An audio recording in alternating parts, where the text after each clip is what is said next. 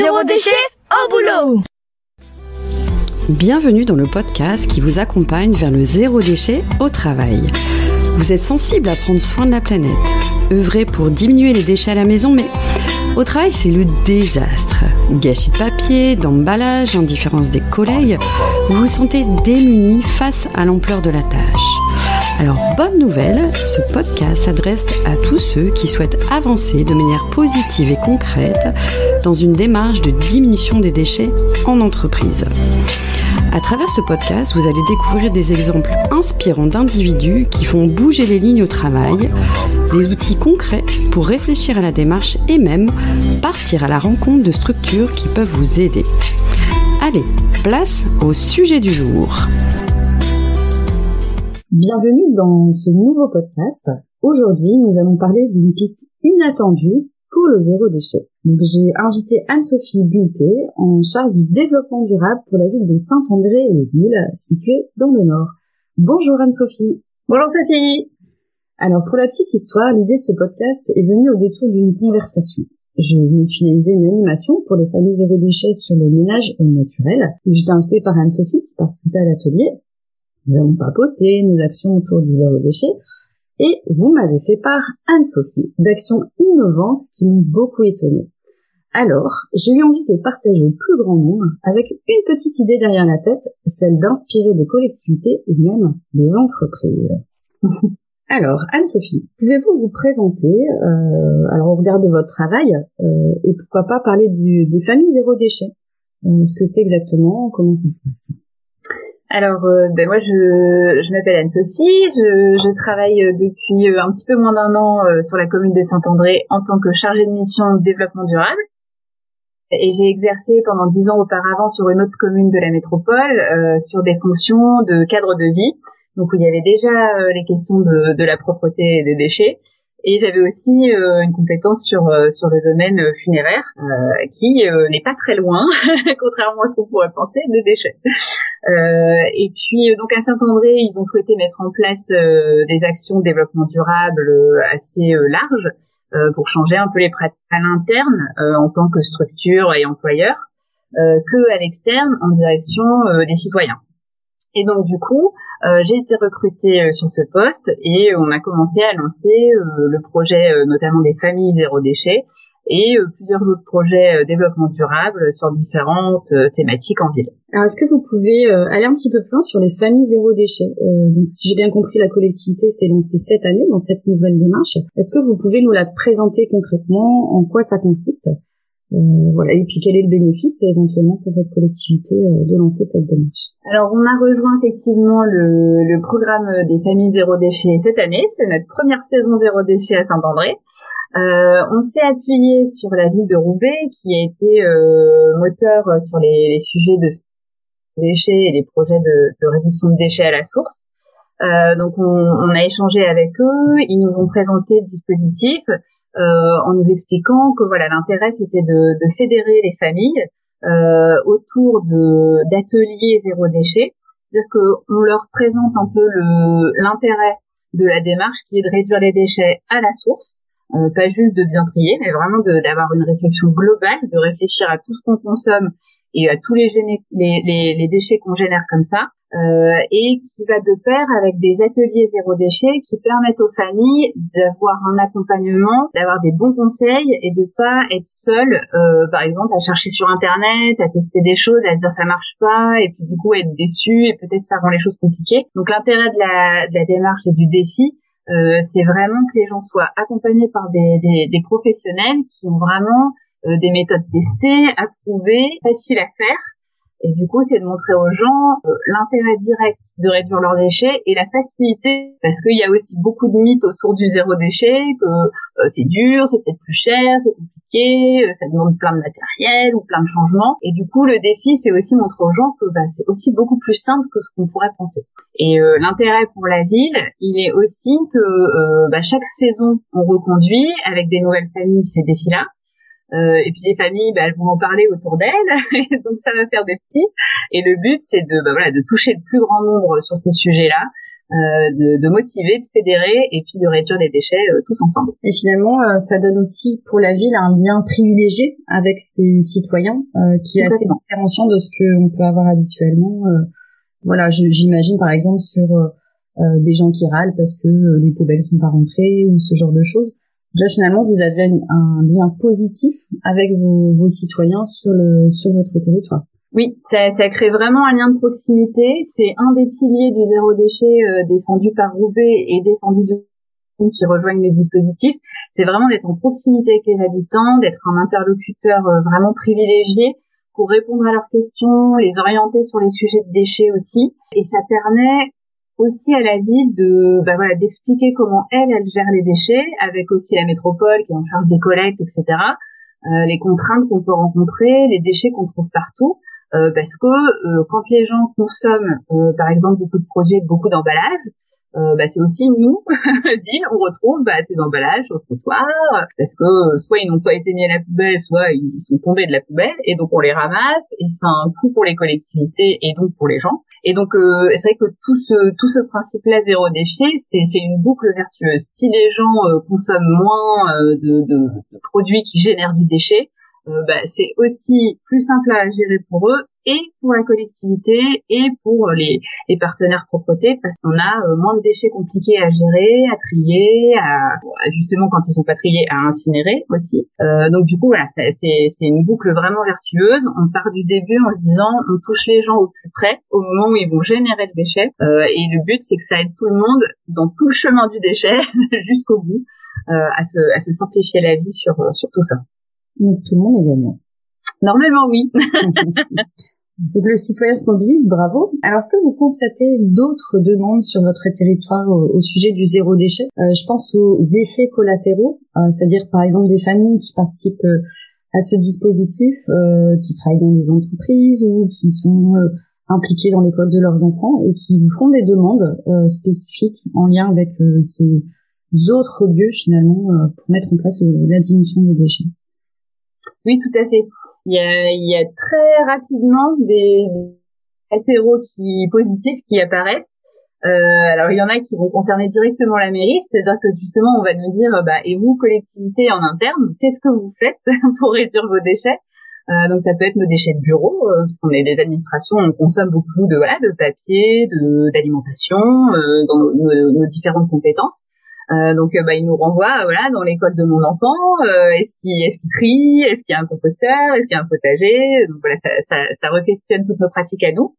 Et puis souvent ça essaime aussi à l'extérieur, donc ça va par exemple questionner les commerçants. Donc on a beaucoup de gens, les familles qui démarrent le zéro déchet, qui commencent à acheter leur matériel ou à fabriquer leur matériel, leur sac à pain, leur boîte pour les contenants alimentaires, les choses comme ça. Ils vont aller voir leurs commerçants et puis ils vont leur dire je vais prendre des pains au chocolat, mais par contre je veux pas de votre sachet, mais je veux pas des petits emballages papier autour, etc. Et donc du coup à leur tour, en faisant ça, elles vont questionner les commerçants par exemple. Et donc après ce qui commence à arriver, c'est que du coup il y a certains commerçants qui nous recontactent en disant on m'a dit qu'il y avait zéro déchet, j'ai des clients qui s'y mettent, est-ce que vous avez des conseils, etc. Donc il y a des petites choses comme ça qui se mettent en place. Sachant que à terme, on peut aussi labelliser des commerçants zéro déchet ou des entreprises ou des associations. On essaie aussi là de travailler avec les associations qui occupent les locaux communaux, par exemple, en disant nous on peut vous prêter des éco-cups pour que vous puissiez vous passer des gobelets jetables, même si maintenant il y en a des plus vertueux, ça reste quand même des gobelets jetables. On met en place un peu ça. On aimerait aussi améliorer le tri dans nos sites. Et effectivement, les familles zéro déchet, elle nous incite à continuer dans ce sens-là ou à développer plus vite tous ces aspects-là. Donc c'est un booster, donc c'est intéressant. Alors on voit que le sujet des déchets est de plus en plus présent dans les médias, sur les réseaux sociaux et que ça devient vraiment une question majeure. Selon vous, pourquoi maintenant? Quelle en est la raison? Et quelles seraient les grandes problématiques que la société doit traiter finalement? Alors sur le fait que ce soit plus présent, je pense qu'il y a deux choses qui sont liées finalement. La première, c'est que c'est des sujets qui commencent à parler à beaucoup de gens et sur lesquels on commence à avoir des informations. Et du coup, quand on est informé, alerté des problématiques que posent ces sujets-là, quand on les voit concrètement au quotidien, ça interpelle, et donc à son tour, on interpelle les pouvoirs publics, les collectivités, ses employeurs, etc., en leur disant voilà, moi je commence à voir des choses sur ce sujet-là, et vous, qu'est-ce que vous faites? Du coup, le sujet il grossit de lui-même parce qu'il faut apporter des réponses à ça.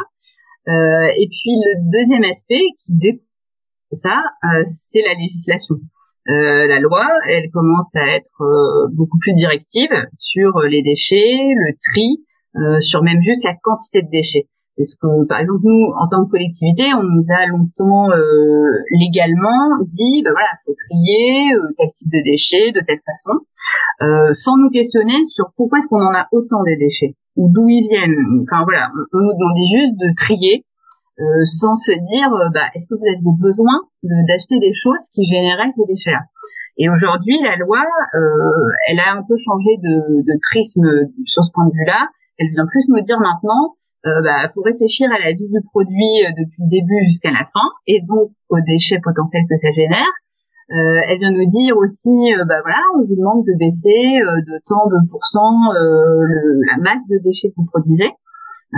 Donc, par exemple, sur le gaspillage alimentaire, donc nous en tant que collectivité ville, ça nous concerne surtout sur les déchets des cantines, par exemple. Donc, voilà, qu'est-ce qu'on jette après les repas des enfants? Est-ce qu'on a trop fait à manger? Est-ce qu'on a mal géré et que notre masse de déchets elle est trop importante? Est-ce qu'il y a des sujets sur la qualité du repas qui peut-être plaisait pas aux enfants? Pourquoi ont-ils moins mangé et que du coup sur telle chose on a plus jeté? Est-ce qu'il faut leur faire découvrir les aliments autrement pour qu'ils aient moins aussi de gaspillage alimentaire dans l'assiette et du coup nous dans les poubelles? Enfin, voilà, ça nous fait nous poser plein de questions, et c'est sûr que sur cet aspect-là, le alimentaire il est pas neutre, et récemment il s'est intensifié, et du coup ça oblige tout le monde à regarder ces questions-là vraiment avec un autre regard plus complet, plus large sur la question du déchet en général. Les choses avancent. Si on parle un peu des entreprises de votre territoire, selon vous, pourquoi ces entreprises devraient-elles se mettre à la réduction des déchets? Alors, il y a un intérêt naturel et climatique à réduire ces déchets à la source. Au-delà de ça, dans le monde de l'entreprise, c'est aussi quelque chose qu'on valorise. Une entreprise, aujourd'hui, comme on disait que ces thématiques-là, elles émergent, les gens, quand ils vont avoir connaissance qu'une entreprise n'est vraiment pas vertueuse sur ces déchets, ils vont potentiellement dire, regardez, vous voyez comment ils gèrent là, ce qu'ils font à la planète, ce qu'ils font des déchets qu'ils produisent, c'est pas du tout respect écologique, c'est pas vertueux. Ça, pour une entreprise, c'est l'image, c'est très très important. Et du coup, c'est une des premières choses, c'est que quand on est touché par pointer du doigt en disant cette entreprise-là, elle joue vraiment pas le jeu, ou elle est vraiment pas vertueuse, c'est déjà quelque chose de pénalisant. Donc en soi, il y a déjà un intérêt d'image. C'est pas forcément le premier, mais c'est quand même quelque chose qui parle beaucoup au monde de l'entreprise. Après, il y a des sujets de coût, parce que quand on réduit ces déchets, on réduit aussi plein d'autres charges financières qu'on a. On a peut-être besoin de moins de contenants, de moins de personnel de manutention pour s'occuper des déchets. On facilite aussi le confort de travail de ses agents quand on réduit ces déchets. Donc ça, c'est plein de sujets internes à une entreprise qui font qu'elle a un intérêt très pragmatique à voir autrement ces déchets et à les diminuer. Et ça, c'est intéressant parce que c'est souvent sur cet aspect-là qu'on peut aussi associer ses salariés. Je pense par exemple toutes les entreprises ont en général besoin de prestations d'entretien de leurs locaux. Pour des agents qui font l'entretien d'une pièce, s'il y a 90 bureaux et que dans les 90 bureaux, une pelle de tri individuelle et qu'il faut tout vider et tout manutentionner, etc., c'est assez compliqué. Alors que si demain on sensibilise ses salariés sur la réduction des déchets, qu'on met moins de poubelles, qu'on met moins de déchets à trimballer dans tous les bureaux, dans tous les chariots jusqu'aux containers, etc., pour l'entreprise, c'est tout bénef parce qu'elle mettra moins de temps, ça lui coûtera moins cher, et en plus, elle pourra valoriser ça et auprès de son personnel et auprès de l'extérieur en disant, regardez, moi, mon entreprise, voilà, elle réduit ses déchets d'autant, etc. Donc, pour les entreprises, c'est un vrai c'est un vrai atout, et il y a vraiment un vrai intérêt à le faire, et de plus en plus avec le temps, les employés étant aussi des gens qui se sensibilisent naturellement aux déchets. Il y a souvent maintenant dans les entreprises des gens qui vont spontanément dire à leur employeur, moi je m'intéresse à ce sujet-là, qu'est-ce qu'on fait dans l'entreprise pour gérer ça. Donc en plus, ça c'est vers tout le monde, et puis c'est positif à la fin de pouvoir valoriser en disant mon entreprise a réduit ses déchets. Donc faut y aller. Et selon vous, comment doivent-elles s'y prendre? Qu'est-ce qui vous semble facteur clé de succès pour que la réduction des déchets se mette en place durablement dans la sphère professionnelle? Alors, il faut commencer aussi peut-être par des choses qui parlent à tout le monde, parce que ce qui est essentiel, c'est d'impliquer toute l'entreprise. Il faut vraiment que les agents se sentent impliqués, qu'on leur explique, et pas juste qu'un jour on arrive et puis qu'on me dise votre poubelle était comme ci, demain elle sera comme ça, et puis basta. Faut vraiment impliquer les agents. Il faut aussi prendre en compte leurs besoins, parce que dans une entreprise, un service compta n'a pas les mêmes déchets qu'un service technique ou qu'un service moins administratif. On va pas tous avoir les mêmes déchets. Donc, il faut vraiment expliquer la logique générale à tout le monde et puis s'adapter vraiment à chaque poste, aux contraintes de chaque poste. Et je pense qu'il fait qu'après ça marche, c'est de rendre ça facile. Si changer de mode de gestion de déchets, ça ne fait que de rajouter de la contrainte en plus à l'agent, ou alors clairement, c'est difficile de démarrer. Donc, il faut commencer par les choses faciles, il faut les rendre confortables pour les agents.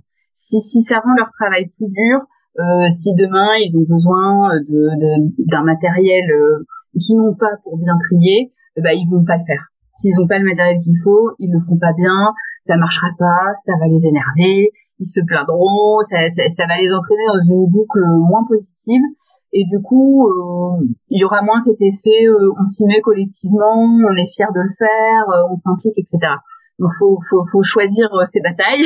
Il faut donner le matériel qu'il faut. Il faut prévoir des choses qui sont faciles, qui parlent à tout le monde. Et puis, il faut de la pédagogie. Il faut le partager. Faut pas l'imposer. Faut vraiment, faut convaincre. Faut prendre les bonnes idées de tout le monde aussi, parce qu'une entreprise, c'est pas juste une personne qui va dire on réduit les déchets, on y va et puis on fonce. C'est aussi voir ses collègues, en discuter avec eux, leur dire on voudrait résoudre nos problèmes de déchets. Qu'est-ce que vous avez comme idée? Vous connaissez bien votre poste, vous connaissez bien votre service, vous connaissez bien les déchets que vous générez. Est-ce que vous en voyez déjà que vous savez réduire à la source? Si oui, est-ce que vous savez déjà de quoi vous auriez besoin pour bien le faire? Enfin voilà, c'est en impliquant vraiment largement, on arrive à créer une dynamique positive là-dessus, pas en faire une contrainte de plus, sinon ça démarre direct sur quelque chose d'un peu rebutant, et dans ce cas-là, c'est quand même difficile de faire vraiment prendre le projet. Donc faut être pédagogue et commencer par les choses faciles et parlantes pour tout le monde. Très bien. Pour terminer, une dernière petite question. Est-ce que vous avez sur votre territoire un projet ou une manifestation ou un rêve peut-être à mettre en place en lien avec la réduction des déchets là, prochainement? Alors on a plein de projets, on a plein d'idées. Il y a plein de choses qu'on aimerait faire. Donc c'est vrai qu'on a commencé avec les familles zéro déchet, qui est un gros démarrage pour nous. C'était vraiment cette année le lancement des familles zéro déchet, un gros point de départ. Donc on a fait le compostage collectif du cimetière. Ce qu'on aimerait faire, c'est continuer à développer le compostage collectif pour tous les immeubles en copropriété, soit les aider à le porter dans leur copropriété, soit offrir nous peut-être sur l'espace public des possibilités de compostage collectif, parce que le cimetière est sur un côté de la commune, donc si on habite loin, c'est pas non plus forcément super simple. Donc on aimerait bien qu'il y ait des points un peu de compostage collectif diffus un peu sur toute la commune. Ça, c'est quelque chose qu'on aimerait travailler. On travaille aussi sur les déchets des écoles en ce moment. Donc là, on essaie de voir justement comment on peut adapter les contenants de tri des écoles, à la fois dans les salles de classe, dans les cours d'école, vraiment sur l'ensemble des établissements. Donc là, on est en train de travailler sur une école qui est assez intéressée pour être l'établissement test. Donc on a commencé à faire le tour un peu avec eux de l'école, voir les difficultés, les choses qu'on peut régler, les modèles à choisir avec les enfants peut-être après, etc. Donc ça, c'est quelque chose qu'on avance. Et puis avec le service espace vert, on a aussi, sous l'impulsion des élus, travaillé sur une charte de gestion des espaces verts. Et là, le but, c'est justement d'optimiser tous nos déchets naturels. Tout n'est pas forcément compostable. Par contre, on peut valoriser tous nos déchets naturels, donc aussi bien les déchets un peu difficiles, comme par exemple les plantes envahissantes. On a des espaces où on a des plantes exotiques comme la renouée du Japon. La renouée, une fois qu'il y en a une quelque part, elle se diffuse, elle étouffe toutes les autres plantes, elle est vraiment compliquée à gérer. Nous, on a des sites où on a cette plante. On est en train de se dire, ces plantes-là, on est obligé de les enlever. Comment on les évacue? On peut pas les composter parce que pour le coup, faut vraiment pas qu'elles se diffusent, donc on essaie vraiment de pas les enlever définitivement. Mais par contre, elles peuvent être valorisées en méthanisation ou en d'autres traitements vertueux et ne pas finir incinérées ou mélangées à d'autres déchets. Donc on veut travailler sur ces sujets-là, sur le réemploi des arbres morts, d'abattre sanitairement, qui aura un risque de chute, etc., ou qui aurait une maladie, un champignon et qui deviendrait dangereux. Donc aujourd'hui, on est en train de voir comment on peut systématiser le réemploi de ces arbres-là. Est-ce qu'on peut les laisser sur pied et ne devoir gérer que les branches et les feuilles, ou est-ce que c'est des arbres qu'on doit complètement comprises et à ce moment-là, est-ce qu'on peut les transformer en paillage? Si on peut le faire, on le réemploie directement dans nos espaces verts. Donc là, on aurait vraiment un cercle vertueux. On récupère le déchet vert, on le transforme, il reste dans les espaces verts. Par exemple, sur un sujet comme le paillage, ça nous évite, en tant que collectivité, d'aller acheter du paillage à l'extérieur, de le faire acheminer, de le faire livrer, décharger, le mettre en place, etc. Si on arrive à s'équiper en interne, on se dit on valorise le déchet presque sans le déplacer quelque part. Donc on gagne à tout point de vue, on ne génère plus de déchets et on génère pas de pollution, on reste en circuit court interne. Donc ça c'est plein de projets qu'on a. Puis là, la ville va bientôt sortir aussi un livret des éco-gestes, destination du grand public et des structures municipales. Pareil pour diffuser les bonnes pratiques avec nos utilisateurs de salles, nos personnels, nos usagers, nos habitants. Ça c'est en cours et ça va sortir normalement d'ici fin d'année. Eh bien, bon, vous avez beaucoup à faire et c'est vraiment passionnant. Vaste programme. Tout à fait. Donc merci Anne-Sophie Bulté pour cet échange très enrichissant. Avec plaisir. Vraiment, c'était très chouette. Si vous souhaitez découvrir le dispositif des familles zéro déchet initié par la ville de Roubaix, ça se passe sur le site famille au pluriel zérodéchet.fr. Vous pouvez également retrouver les actualités développement durable de la ville de Saint-André-les-Villes sur le site ville-saint-andré.fr. Voilà, un immense merci Anne-Sophie. Je vous souhaite une excellente journée. Merci Sophie. Merci. Au plaisir. À bientôt.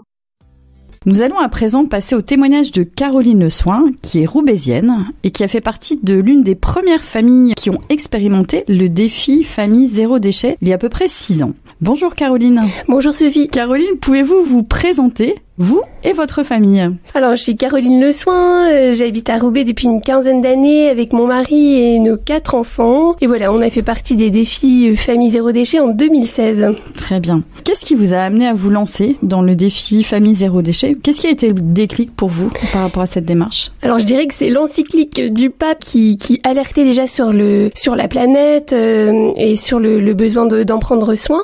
Et ensuite, c'était une conférence de Bea Johnson qui était venue à Saveurs et Saisons à Villeneuve d'Ascq et j'avais été attirée là-bas par une amie et ça a été un choc pour moi et aussi une révélation. Voilà, qu'il y avait d'autres façons de consommer possibles. Et la chance, ça a été de voir que la mairie de Roubaix se lançait dans ce défi famille zéro déchet. Donc j'en ai parlé à mon mari et puis on était hyper emballés.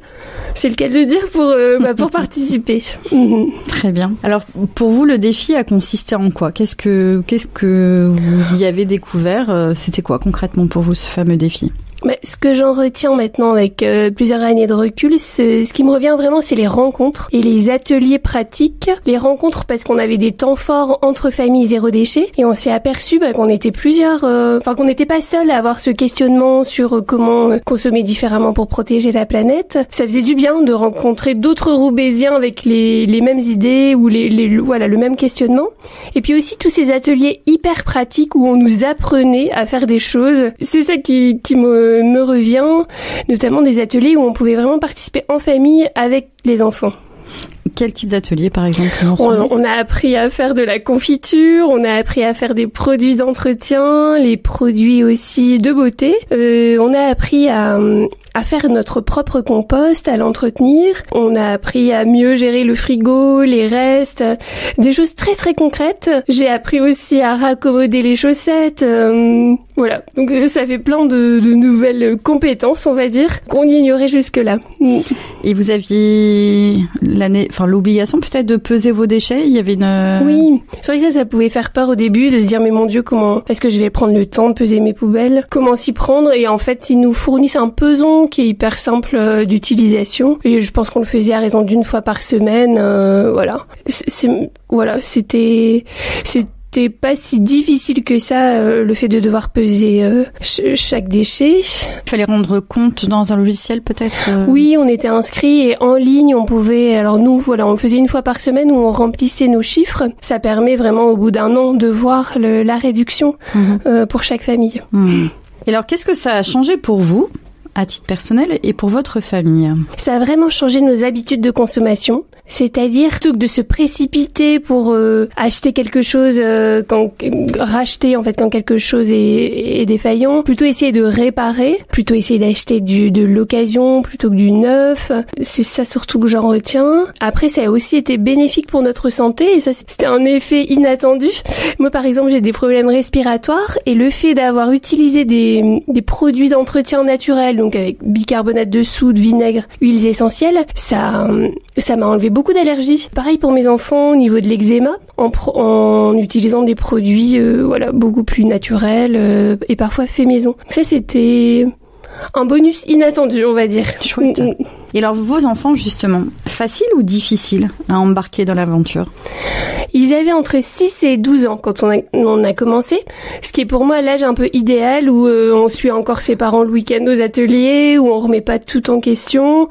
Tant qu'on leur proposait un peu de la brioche et du goûter, en fait, ils étaient plutôt partants et ils ont appris eux aussi puisque les ateliers étaient très bien faits. Ils pouvaient participer. Par exemple, pour la décoration de Noël, ils ont fait des guirlandes avec des pommes de pin. On va dire, c'était adapté pour eux aussi. Et c'est là où la mairie de Roubaix était vraiment très forte et avait une proposition vraiment très adaptée pour les familles. Donc eux, ils étaient partie prenante. Je pense que ça restera un bon souvenir pour eux cette année d'atelier. Et aujourd'hui, qu'est-ce qu'il en reste 5 ans après?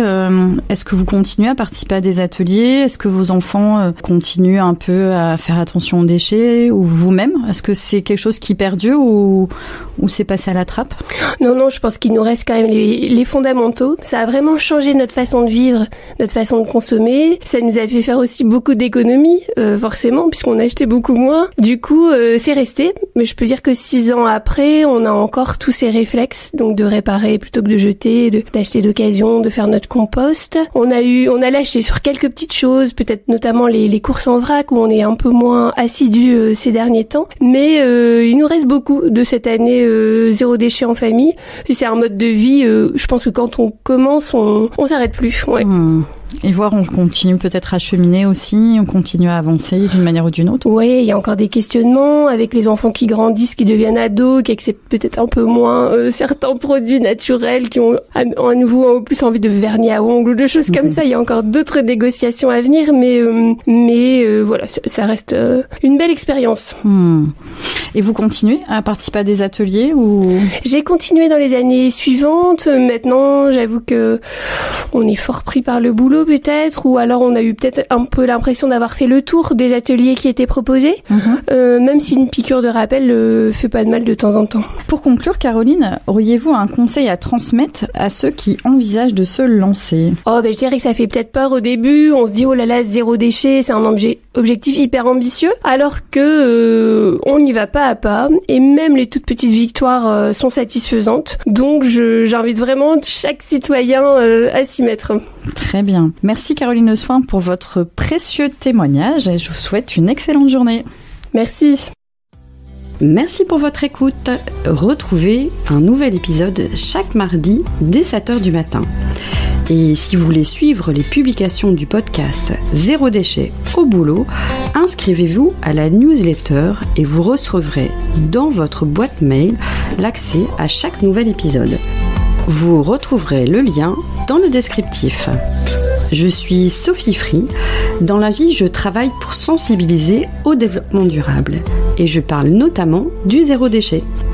Pour cela, je propose des ateliers, des conférences, des formations professionnalisantes, un blog, Sophie au naturel, et je suis aussi auteure de livres sur le sujet. Retrouvez toutes mes informations sur le site sophie-o-naturel.fr. Au plaisir!